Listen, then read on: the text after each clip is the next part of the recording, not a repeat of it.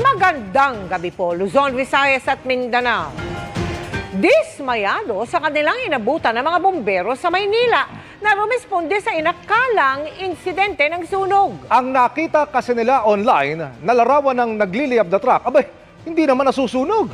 Yun pala edited o ginamitan lang ito ng artificial intelligence para pagmukaing totoo. Babala po, may parusa sa ilalim ng batas ang nagpapakalat ng maling impormasyon ukol sa sunog.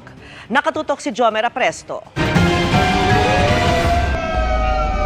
Sa timbre mula sa social media, rumesponde ang ilang bumbero sa nasusunog umanong truck sa Parola sa Maynila base sa larawang ito. Ilang truck ng bumbero ang nagmadaling magpunta sa lugar. Pero pagdating doon, hindi naman pala nasusunog ang truck na nasa larawan. Dito na nadiskubreng ang larawan ng nagliliyab na truck, peke pala. Hinanap